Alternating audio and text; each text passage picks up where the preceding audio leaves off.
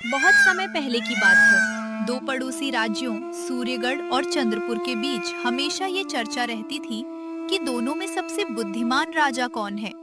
सूर्यगढ़ के राजा थे वीरेंद्र देव और चंद्रपुर के राजा थे समरवीर। दोनों ही अपने ज्ञान और न्यायप्रियता के लिए प्रसिद्ध थे, लेकिन समरवीर को अपने ज्ञान पर कुछ ज्यादा ही घमंड था।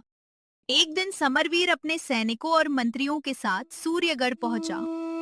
राज दरबार में बैठते ही वो मुस्कुराकर बोला, महाराज वीरेंद्र देव, लोग कहते हैं कि आप बहुत बुद्धिमान हैं, लेकिन मैं तभी मानूंगा जब आप मेरे 3 प्रश्नों के उत्तर दे सकेंगे। वीरेंद्र देव मुस्कुराए। पूछिए महाराज। प्रश्न पूछना ज्ञान का मार्ग होता है।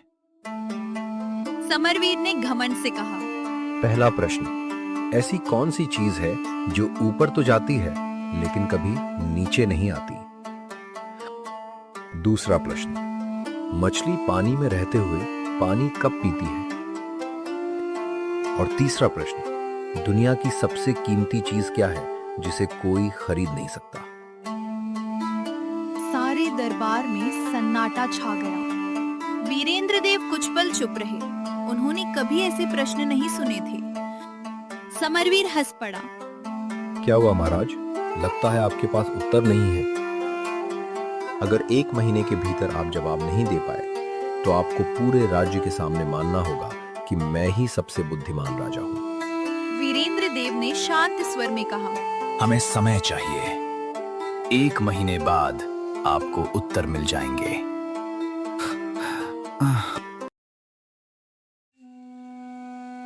समरवीर वहां से चला गया, लेकिन जाते जाते उसके चेहरे का घमंड साफ दिखाई दे रहा था। उसके जाने के बाद वीरेंद्र देव ने अपने महामंत्री हरिदास को बुलाया। पूरे राज्य में ऐलान करवा दो, जो कोई इन 3 प्रश्नों के उत्तर देगा उसे 1000 स्वर्ण मुद्राएं दी जाएंगी। पूरा राज्य उन सवालों की चर्चा करने लगा।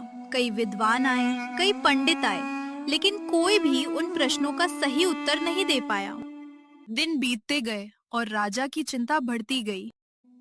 एक शाम राजा ने गुस्से में मंत्री हरिदास से कहा, क्या हमारे राज्य में एक भी बुद्धिमान व्यक्ति नहीं है? हरिदास डरते हुए बोला। महाराज, प्रश्न ही इतने विचित्र हैं। राजा क्रोधित हो उठा। अगर कोई उत्तर नहीं दे पाया तो तुम उत्तर ढूंढ कर लाओगे। तुम्हें 15 दिन का समय देता हूं, वरना तुम्हारे पूरे परिवार को कठोर दंड मिलेगा। मंत्री के पैरों तले जमीन खिसक गई। वो उदास होकर घर लौटा।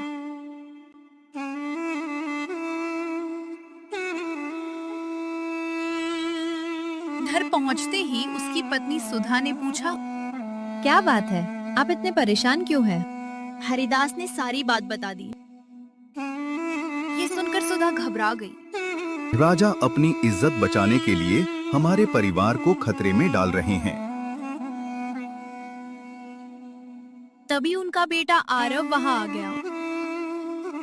पिताजी, मैं कहीं नहीं जाऊंगा। जो होगा साथ मिलकर सामना करेंगे।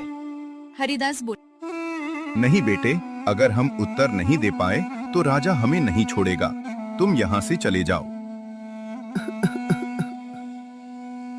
बहुत समझाने के बाद आरव घर छोड़कर निकल पड़ा। चलते चलते वो एक दूसरे गांव आनंदपुर पहुंच गया। उसे बहुत प्यास लगी थी। वो एक घर के सामने जाकर बोला, कोई है? क्या मुझे पानी मिल सकता है? अंदर से एक लड़की बाहर आई। उसका नाम था कविता। वो बोली, जी, अभी लाती हूँ। आरव ने पूछा, क्या घर में कोई बड़ा है? आपकी माताजी? कविता बोली, नहीं, पिताजी बाहर गए हैं, माँ नहीं है। ठीक है, रहने दीजिए। और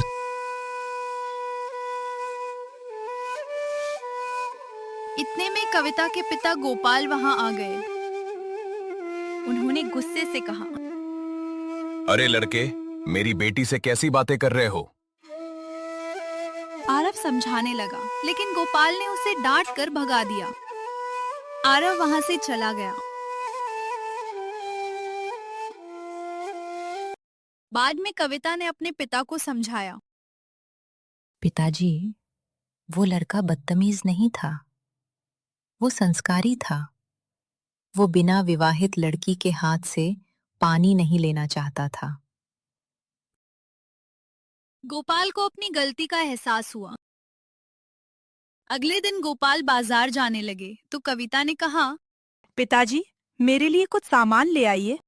2 रुपए की ऐसी चीज जो बाहर से कठोर और अंदर से मुलायम हो। 2 रुपए की ऐसी चीज जो बाहर से मुलायम और अंदर से कठोर हो। और 1 रुपए का गोल गोल तला हुआ प्यारा। गोपाल का सिर घूम गया। वो बाजार पहुंचे लेकिन कोई दुकानदार उनकी बात नहीं समझ पाया। तभी रास्ते में उन्हें आरव मिल गया। गोपाल ने उससे माफी मांगी और सारी बातें बताई। आरव मुस्कुराया। मैं समझ गया। वो दुकानदार के पास गया और बोला, 2 रुपए का नारियल दीजिए, बाहर से कठोर, अंदर से मुलायम। 2 रुपए के छुहारे दीजिए, बाहर से मुलायम, अंदर से कठोर। और 1 रुपए के गुलाब जामुन दीजिए, गोल और तले हुए प्यारे। गोपाल हैरान रह गए। ये लड़का साधारण नहीं है। उन्होंने आरव को अपने घर चलने का निमंत्रण दिया। घर पहुंचने पर कविता ने सब सुना और मुस्कुराई। वो समझ चुकी थी कि आरव बहुत बुद्धिमान है।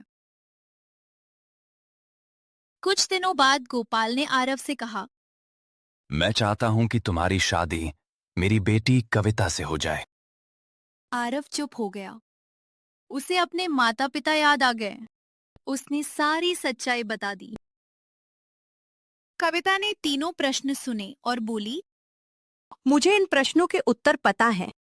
आरव खुशी से चौंक पड़ा।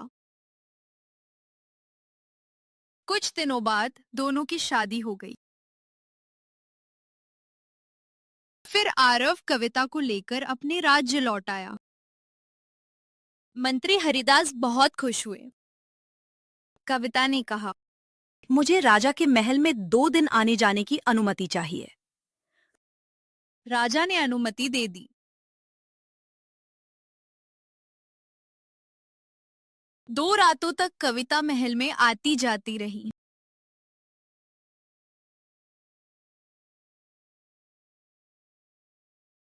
दूसरी रात उसने देखा कि आधी रात को एक सेवक चुपके से रानी के कक्ष से बाहर निकल रहा था। कविता को शक हुआ। तीसरे दिन राज दरबार लगा। राजा वीरेंद्र देव बोले, बहू, अब हमें हमारे प्रश्नों के उत्तर दो। कविता बोली, पहले प्रश्न का उत्तर है उम्र। उम्र हमेशा बढ़ती है, कभी घटती नहीं। पूरा दरबार तालियों से गूंज उठा। दूसरे प्रश्न का उत्तर है समय। दुनिया की सबसे कीमती चीज समय है, जिसे कोई खरीद नहीं सकता। अब तीसरे प्रश्न का उत्तर। कविता बोली, उसका उत्तर आपके महल में ही छुपा है। सभी हैरान रह गए। कविता बोली, सेवक रघुनाथ को बुलाया जाए। रघुनाथ डरते हुए आया। कविता बोली, महाराज, इनसे पूछिए कि इनका महारानी से क्या संबंध है।